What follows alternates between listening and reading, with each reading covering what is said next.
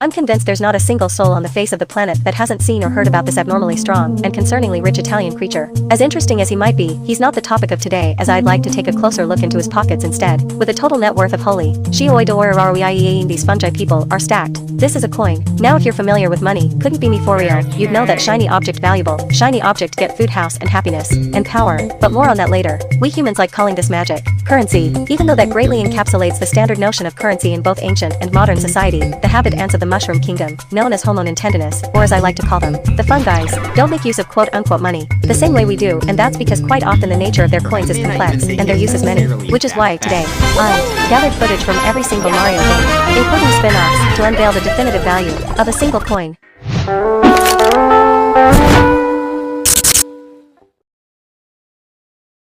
Now hold up. Before we can dive into what a coin is, or what it does and how, let's take a glance at this thing called the score. Assuming you've played any game ever, you'd know the score is but a symbolic way to represent how skilled a player is at the game, along with their progress and completion. In its prime, the retro arcade era thrived on this notion by incorporating the competitive aspect in the form of score leaderboards, instigating player rivalries and supporting the business model at the time. With technological advances and the implementation of both traditional and portable home console systems, points have gradually fallen out of relevance, and whilst still present in a lot of games, points and score leaderboards have been getting totally or partially replaced by in-game or franchise-exclusive completion marks. Things like collecting all of the 7 Chaos Emeralds in any Sonic game, for example, perhaps via less exclusive, more standardized systems, like ranks, levels/EXP or stars, which are present into an array of other games besides their own. Heck, maybe the system isn't even tied to a game or franchise, but to a goddamn platform of all things. Take Steam achievements, PlayStation trophies, we might even take it a step further and say that it's exclusive to that particular platform, like the Xbox Gamer Score, whatever the hell that's supposed to be, you get the idea. All of these are valid score replacements for brands, patents, and platforms to project their identities onto the product and leave their mark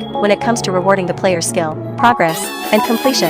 Now, you must be sitting there stick-bugged, discombobulated, and quite possibly bamboozled.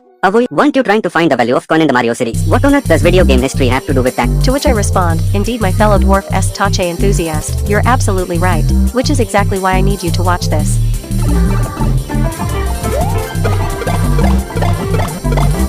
Let's pause it right here. Most of you must be familiar with this. Oh wow, it's an infinite one-up glitch. What's so special about that? Well, I want you to remember this since it will be of quintessential relevance later on. Just make sure to keep it in mind. For now, let's turn our attention onto these things. No, not these ones yet, we'll get to them in a minute. I mean these ones. This is a brick. As I assume you might have noticed, bricks are really effing hard, and while they're not the only thing that's hard, their high density and composition allows them to resist extreme pressures applied by compressive stress, unlike some other materials. But what exactly is compressive stress? Compressive stress is the natural result of a contact force applied by something, someone or somebody, in an attempt to shrink or squash the target object or system. In the case of our little friends, say, the standard red brick for general construction/everyday use, their compressive strength typically ranges from 10 newtons per millimeter squared to 40 newtons per millimeter squared, with a standard deviation of around 5 units. Hold on, did you realize that last sentence had a few terms which sounded a bit confusing? Let's simplify things a bit. More, I said more. Perfect, nice and balanced. Now here's something most of us can relate to.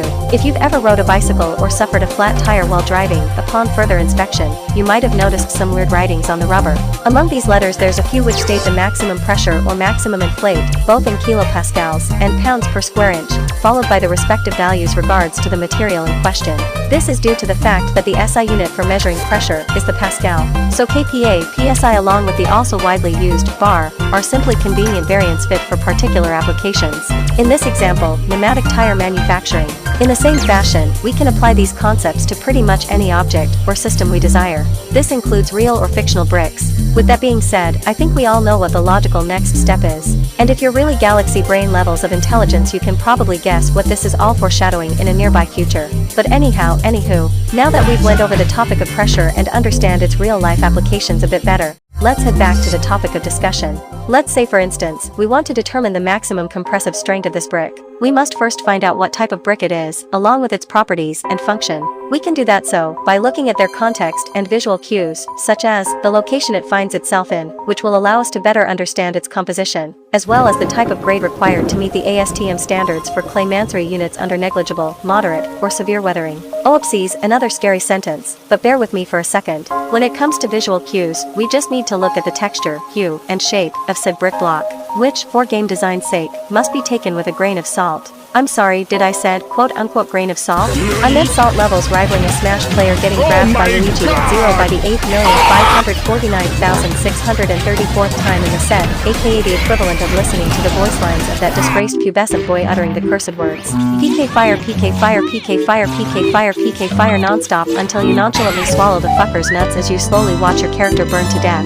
With that being said, we conclude that these are Staffordshire blue bricks. And the reason as to why, as you might have guessed, does partially lie within their unique color, but is also due to the fact that blue bricks are engineering bricks, which are known for their aggregate strength, abrasion/hazard resistance, low moisture absorption, and aesthetic looks. Since they're considered engineering bricks, they are often used in foundation and structural applications as they're able to support severe loads and are subjected to all types of chemical, thermal, and environmental hazards. Expect to see them in places like manholes, tunnels, bridges, sewers, drains, arches, and retaining walls. Generally anything related to internal/underground construction tends to be handled by this behemoth of a brick, as they're more than fit for the job, stacking impressive levels of compressive strength which fall within 5,000 to 15,000 psi range, with stronger variants barely scratching the ceiling at 20,000 psi. Now let's put all that into perspective.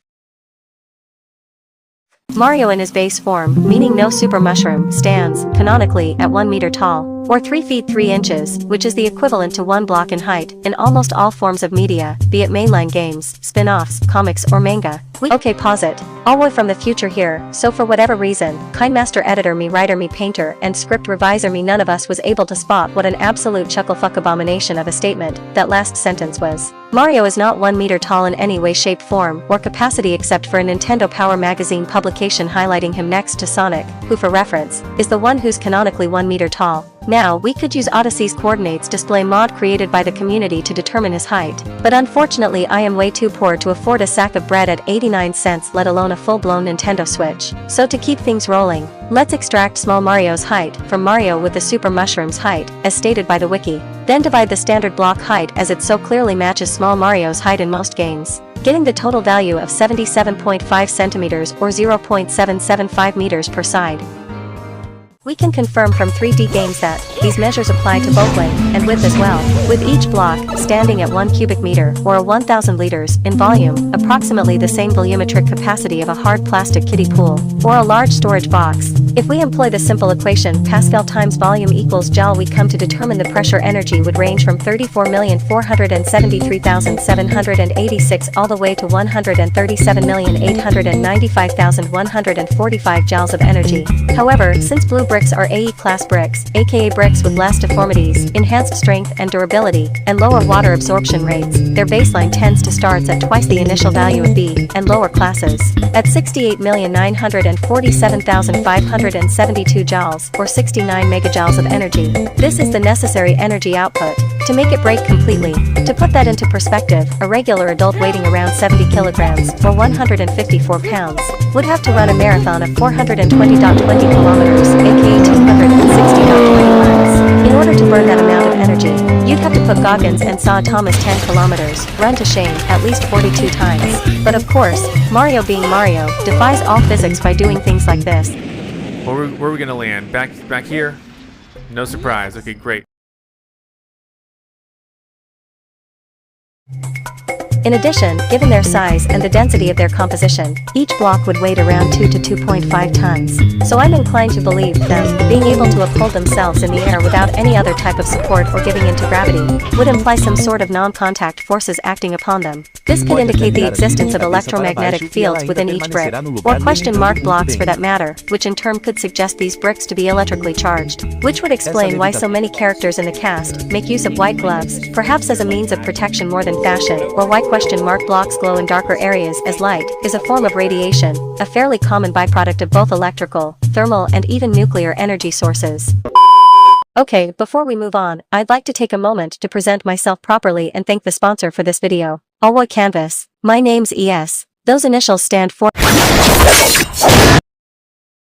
Now if you're an avid user of those peepers of yours, you might realize that the phrase Alloy Canvas matches the name in the banner art for this YouTube channel, which has also been drawn by me, perfectly. This is because we're an indie art studio, and yeah, you guessed it. This video is sponsored by me. Or rather, by the person who created me, this logo, those criminally smooth animated things that you've been staring at for a while on your screen, and even the speed paints currently playing in the background. So, what does Alloy Canvas have to offer? Well, aside from the speed paint animations and artwork, most of which you can watch here and on Blue Sky for free, we provide digital services, freebies, and get a load of this physical rewards. We talking tangible, real life, outside screen in your skin inside ya walls gawk 9000 damn walls type shit. But I wanted to go further beyond, so rather than just selling merch, I started the Printables Debut project, which allows you to fully customize your own items, with your own artwork in however way, shape, or manner you want, as long as it's not something like, I dunno, hate speech. But yes, Sam, I'm not an amazing, bold, sexy, and immeasurably handsome artist like you are. How the hell am I supposed to come up with a mega cool design for my dream avatar, hoodie, or mug?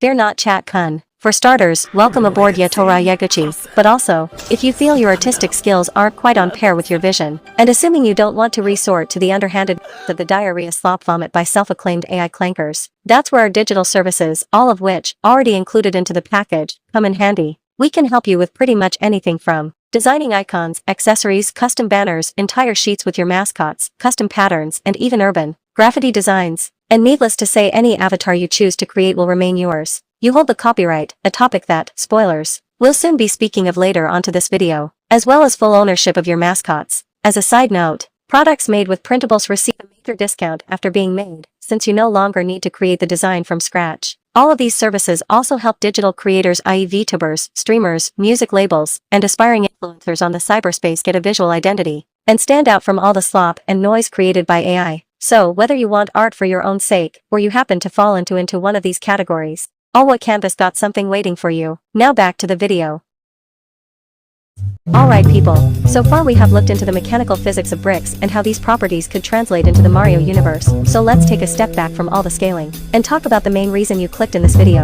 Unmet childhood money. That's right, coins, brand fat, stacks fat, bucks, deep pockets, 5 stocks, ring bill, silver, gold, cash, diamond, platinum numbers, trade sales, Ethereum, Bitcoin, economy, power. In this world there are a grand total of 7 forms of power, but today we'll only need to talk about the 4th and 3rd power sources.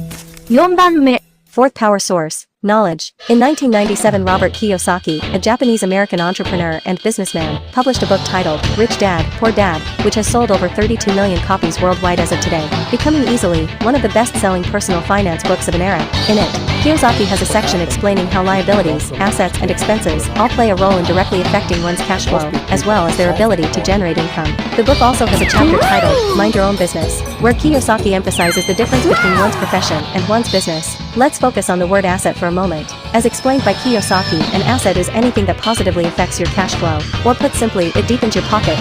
A business, for instance, is an asset, for it increases your cash flow, generating income. In traditional economics or accounting, a car would be considered an asset, for it has 1. A purchase and resale value measurable in table sheets like Excel. This is a quantifiable purchase cost to be appraised or sold for at a certain market value. 2. It can be controlled/owned, and is easily identifiable. A car is a distinct, separable asset that can be owned by an individual and/or corporate entity. It's clearly identified on a balance sheet as a tangible item with detailed specifications, making it easy to assess and account for independently from other assets. 3. Has expected future economic benefit, things like transportation, convenience, and the ability to perform jobs or services that could generate income, e.g., being a taxi or Uber driver. From Kiyosaki's point of view, however, only the 3rd point counts for the car's definition of asset. The ability to perform jobs or services that could generate income in its statement implies an increase in cash flow. Now, here goes a little challenge. This spontaneous transmitting auto-infused midget is undisputedly Nintendo's most valuable asset. Can you guess why? Onward and upward. 5, 4, 3, 2, 1. Time! If you couldn't tell, this red plumber, along with this jingle, make for one of the most iconic IPs, not just in the gaming or media scenes respectively, but damn near in the entire planet. Now, I'm not going to summarize in excruciating detail what exactly defines an IP. First, because I am not an IP lawyer. Second, copyright and patent laws vary a lot from country to country and association. Third, because a quote-unquote IP is more of a combination of various things that come together to form something greater, rather than an individual asset of its own. For the sake of practicality, all you need to know is that whenever you, your friend, or a stranger creates something of their own intellect, it is automatically stated by WIPO law as being their property. This is copyrighted by default. As such, all of the rights of said creation, e.g. distribution, copy, licensing, transformation, reverse engineering, transfer, sublicensing, and other rights, belong exclusively to none other than the original author or corporate entity until further notice, usually by a written contract often involving a legal attorney, is taken. This leads to another major key point of our discussion.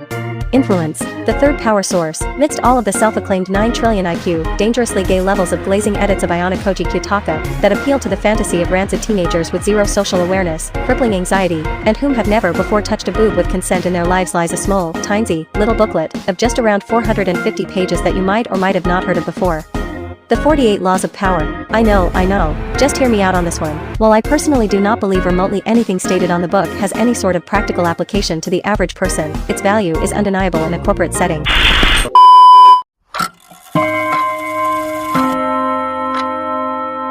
Is this thing live? Sure thing then. Hello Jack Pies, this is Els Alexia.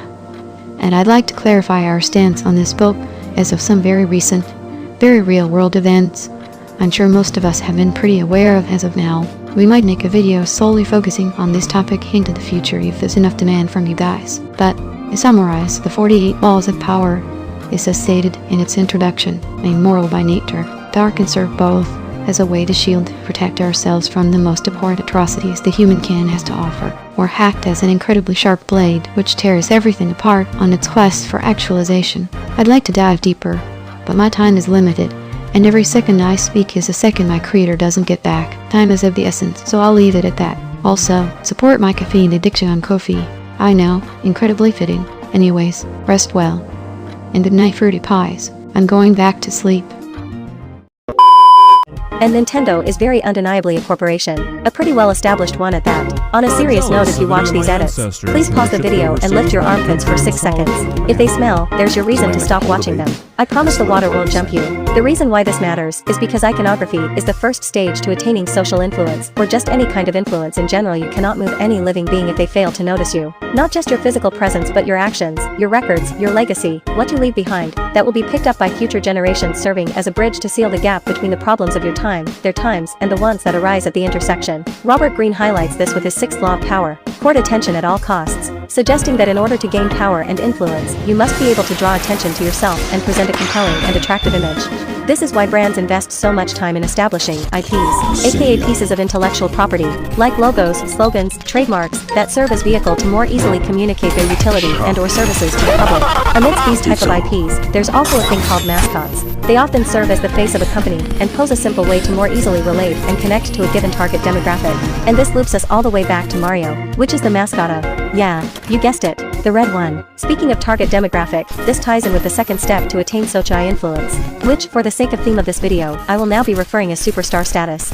Step 2. Communication. Great, you've caught attention of the masses, now you've got to sell your product, but how can you cater or fine-tune your product as to better suit people's needs?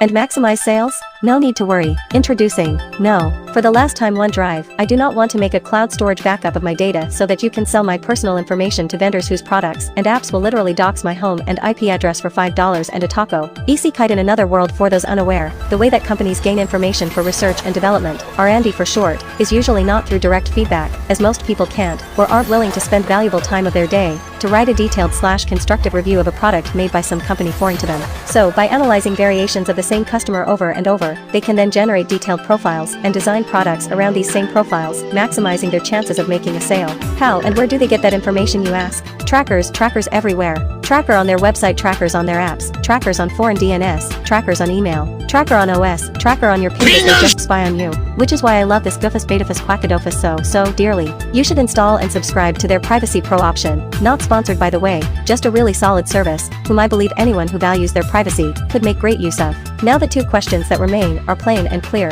1. Does this actually work in practice? 2. Why on earth does it matter? How does this correlate to Super Mario or the currency of the mushroom people? Those are both excellent questions, and to answer them we'll need to get to step 3 of the path towards attaining superstar status.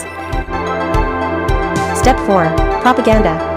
At this stage you should be a twinkling star in your own regard, just not a super one yet. But that's about to change with this next step. To answer the first question, let's take a look at this. Do you know what this is?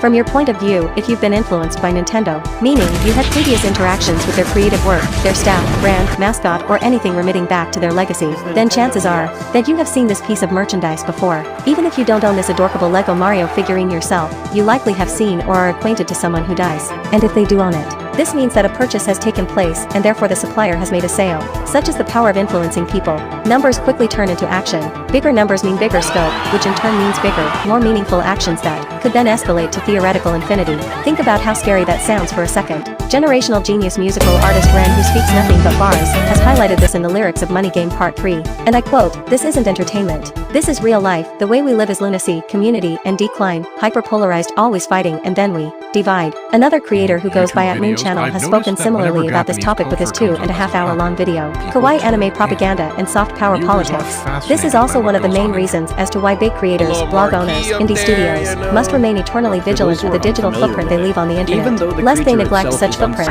they could cause an unsurmountable amount of chaos and hysteria, inadvertently harming everyone around them, including themselves. Sometimes this harm can be purposefully directed and inflicted upon others with malicious intent, as it tends to be the case with creators who are ignorant to the fifth power source, overtly averse or hypersensitive to criticism.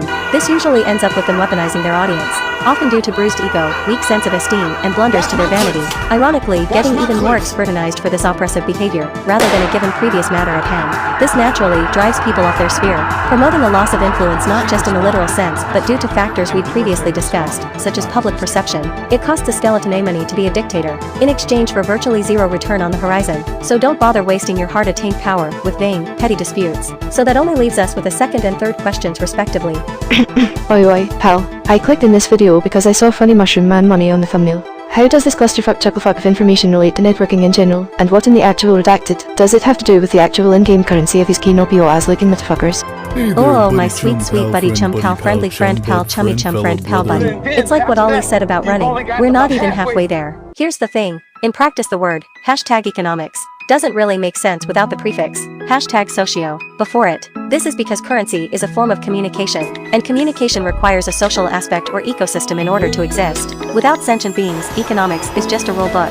Bunch of theoretical knowledge without any sort of practical application. You see, no matter how transformative or alive a concept borrowed from our world may seem in any given piece of fictional media, it is still rooted in reality, lest not they would cease to be a proper representation of the original concept, and become something else entirely. Due to this fact, by understanding how currency works in the real world, we can then transfer/project part of that knowledge onto fiction. For instance, it would be true to state that, although coins in the Mario series possess uncanny and unnatural applications compared to the coins of our world, such as serving as both an energy source/fuel for motor-powered engines, as well as being transformed into chemical energy upon touch or consumption by particular life forms, it would also be true to state that it can act like as a regular trade's money, as seen countless times in various spin-offs throughout the course of the franchise, mainly in RPGs, party, and a few sports games. Not only is this a display of how incredibly fascinating is the nature of Fungi Currency, but it also shows the way that the socio-economic sector is structured and how it fits within the world of Super Mario, how fungi operate to climb the money ladder and attain power, how utilitarian, purpose, and power-oriented their system is, circling much more around direct trading of raw power items and energy resources, rather than a unanimous currency whose amount and then equated and examined by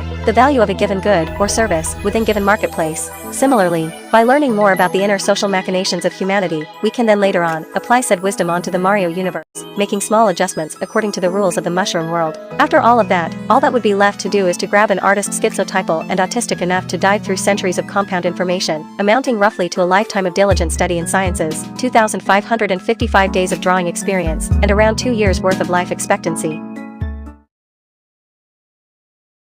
Wait, oh, alright. So, that was a lot of information. Let's just wrap this up and summarize everything we've learned so far. 1. We know what an asset is both from a traditional and personal finance perspective. 2. We know how companies and small creators can make use of assets to emaciate their reception and bond with the public. 3. We've learned how one can combine knowledge from both monetary and legal systems to protect their assets and creative labor, as well as avoiding getting ripped off. This is especially important for smaller creatives. 4. We've learned the importance that a digital footprint poses, the impact it has in one's legacy and their social influence. The third power source. We also learned the consequences of the misuse of this power, what not to do and why. 5. Finally, after a thorough analysis of the currently available data, we were able to apply this knowledge onto our target subject, demystifying part of the socio-economic structure of the Homo nintendinus species, posing the following hypothesis. Hypothesis A. The fungi monetary system is hyper-utilitarian, efficiency and perhaps even warfare-oriented, as even someone as much as the average shop owner can easily partake in the trading of energy sources powerful enough to run card engines, and more potentially destructive feats into the future. There are still plenty of questions and aspects that have been left in the open, such as how the points fit into the system, the one-up clip mentioned at the beginning, as well as their relationship to coins. But I'll save all of those questions for a future part 2. In the meantime, feel free to speculate, share your ideas, and spark discussion in the comment section. You can also check out the files I've drawn specifically for the research of this video. All relevant stuff on my Buy Me a Coffee page. I'll be on my way to make further observations, acquire more information through study and research, and hopefully come up with a better thesis. If there's enough demand, I'll make a follow-up to this video. With that being said, see you in part 2. Awoy, experiencing life on a canvas.